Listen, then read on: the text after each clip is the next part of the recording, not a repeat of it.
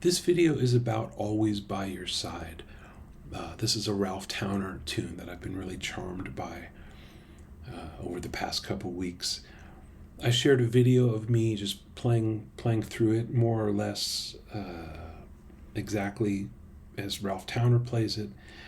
And then a few days ago, I shared a lead sheet that I had made because in Ralph Towner's chart, this is the chart that I bought from his website, you'll notice there's no chord names, it's just the music. And the melody is here, but it's a little bit obscured because all of the harmony is there as well. So if you're interested, you could figure out the melody by looking at the upstemmed notes. The downstemmed notes are the accompaniment part. That's pretty common musical convention. So I wanted to make something that looked like this. Why would I want to do that? Well, it makes it a little more clear what the melody is. It's just all alone. There's no other stuff written in the staff. That's one thing. Also, there's chord symbols, which means I can use the chords as material for improvisation. It also means I could play this with other people and they could play the accompaniment while I play the melody, or we could all improvise. It just makes it, a more kind of musically useful chart is what it is really. So I want to talk here about how I analyzed the harmony. I don't know that I'll go through every single measure, but maybe I'll go through the first 8 measures and that'll give you some idea of the process, and you could continue on your own. So I want to do that, and then I also want to talk about how we might improvise once we figured out what the chords are. So let's start at the beginning. The song is in the key of G. If you look at Ralph Towner's chart, it doesn't indicate that. There's no key signature, but if you glance through the chart, all of the Fs I think are sharped, and if you play the music, it's very clearly in the key of G major. Most of the melody notes and a lot of the chords are right out of the key. So, directly drawn from the key. They're not outside of the key; they're of the key. So, anyway, so I wrote in my chart. I put it in the key of G. I put that in the key signature. And so let's look. Like the first chord, this is a common enough thing. I'll ask a student to analyze, okay, what is this? That's the first 2 beats here in measure 1. And they'll try to look at it as some kind of F sharp something or other, because that's the lowest note. And if you do that, then you're going to look at this as like F sharp, flat 9, sharp 5, and either the minor third on top. A is the minor third of F sharp, or maybe this is a sharp 9 and we're dealing with some sort of like F sharp 7, sharp 9, sharp 5 chord. That's not what this sounds like. It has a really different character to me. Also, it's the first chord of the song, and it's not that you couldn't start a song in G major. You couldn't start out with some kind of F sharp alter dominant chord as the first chord of a pretty song in G major, but it's not likely. It's more likely that there's some other root here and that this is just something impressionistic. So what if we thought of it as a G something? It makes a lot more sense to start a song in G with a G chord. So it could be G major 7, there's the 5th, there's the 9. So it's kind of an impressionistic G major 7 chord. Second chord, not impressionistic at all. It's very literal. We're playing a low E, G, D, and another G, and then we get the B on beat 4. That's E minor 7 pretty strongly. Low root, 3rd and 7, 5th. And I just know from experience that a song that starts on G and goes to E minor. A lot of songs go like that. So that makes sense to me. The C chord, that's a spread C triad. Of course, it could have been an A minor chord or some other chord, but again, going G, E minor, C sounds like something that could happen in music. And then this is this chord, when you first hear it, seems like it might be B minor 7, like we're going C, B minor 7, but then this G on beat 4 reveals that it's actually a first inversion spread G triad, B, G, D, and we're just going 2, 1, meaning if this is G, 2, 1 is A, G.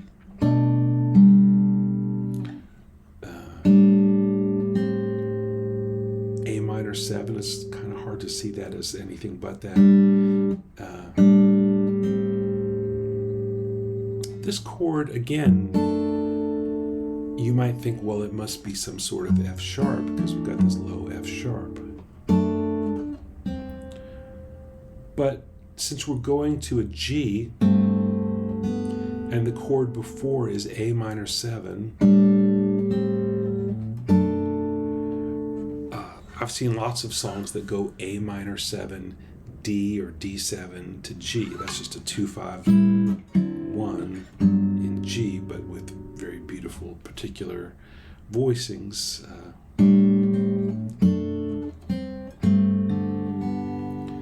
So now if I give that to a band and they go, okay, cool, G major 7, E minor 7, C, G over B, A minor 7, D or D7 over F sharp, G, easy to make music out of that.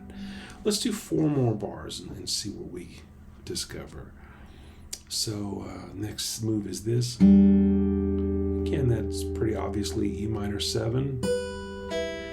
And then this could be a lot of things, but I hear it as A7 with a 9 and maybe sus4 because there's a D in there.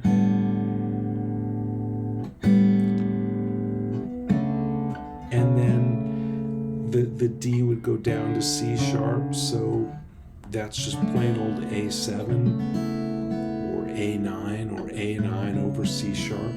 In my chart, I just made it E minor 7, A7, sus4 to A7, because that seems like that's going to make musical sense. No need to make the chart super literal, because if we're going to show this to anybody else and try to play it on a gig, that's just too much information. This is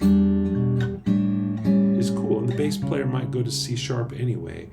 Then I call this F sharp minor 7. It's really D major 7 with the F sharp, the third of the chord down low.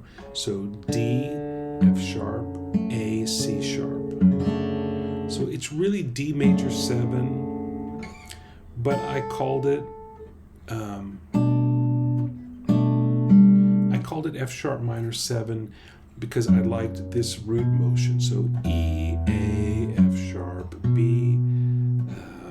So on a gig that would probably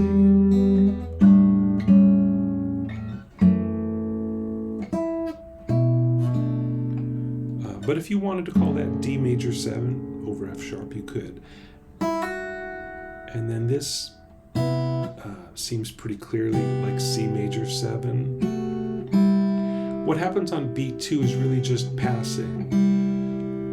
What your ear is going to really react to is what happens on beats 1 and 3. Those are sometimes called the strong beats. C, B, G, C, G, E. So C major 7 really.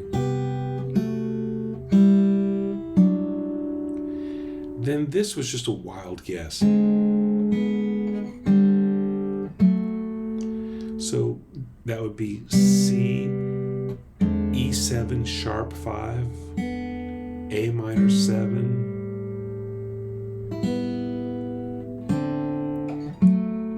just that's kind of a chord progression that makes sense. C going E, A, D, G.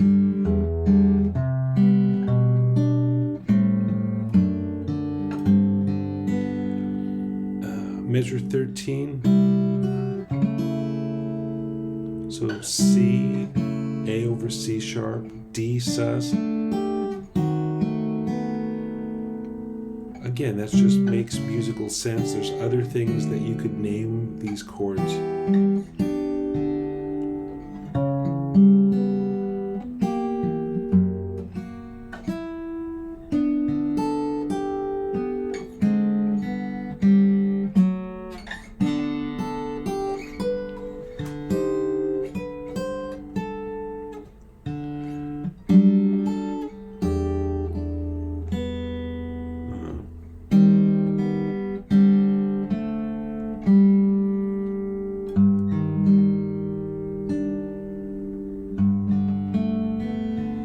So, you want to look at these things a little bit literally, just so that you account for all of the notes that are there. But also hold this up against real songs that you know, things that you've played, jazz songs, pop songs, Beatles, whatever, and try to find a way through it that makes musical, that makes sense to your musical mind. You know what I mean? Hopefully. Ask questions if you don't know what I mean. That's the big idea. Okay, so now I'm going to try to improvise a little bit. So I'm going to play the tune, and then I'm going to stretch it out a little bit on the harmony. Maybe I'll just look at my sheet here.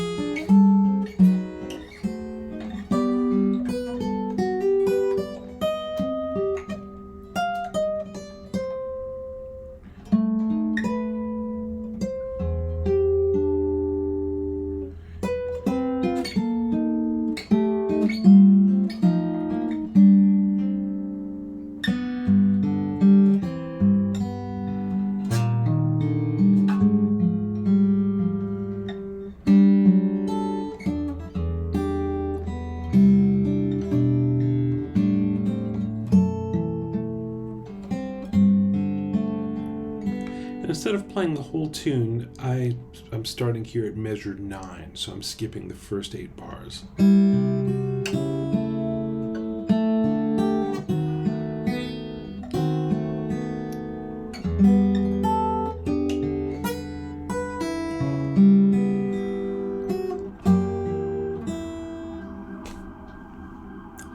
New York.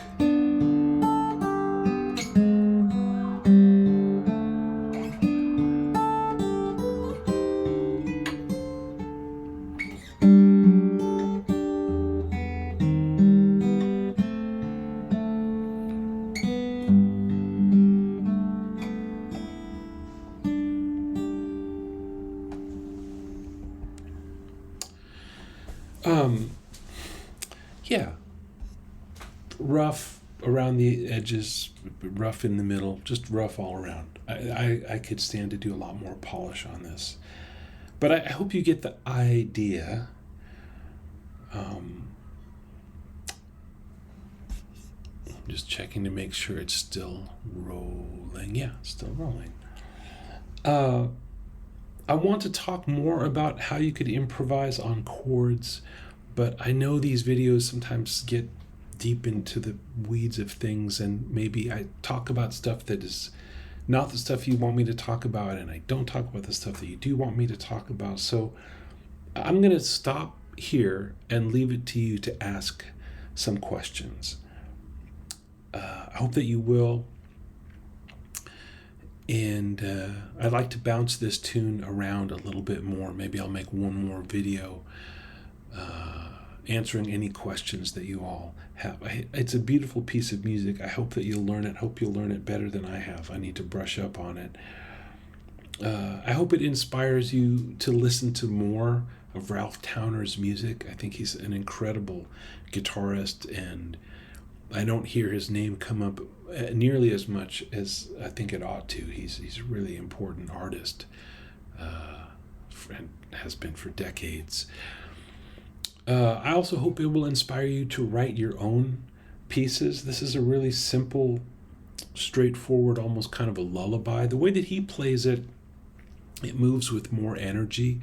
I play it slower because I can't really play it much faster, but also because I just feel it this way. It feels more like a lullaby. On his own recording, he moves through it more with more energy. So that might be what this means to him, to be always by your side. But yeah, listen to more Ralph Towner, write some music, take a tune that you like and figure out what the harmony is, extrapolate, improvise. Being able to improvise means that we don't have to learn hundreds and hundreds of tunes, but we can learn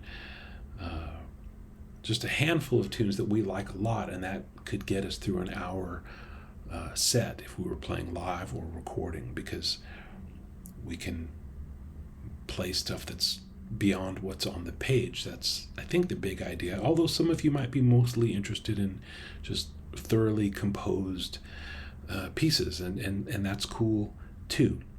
So you let me know, okay?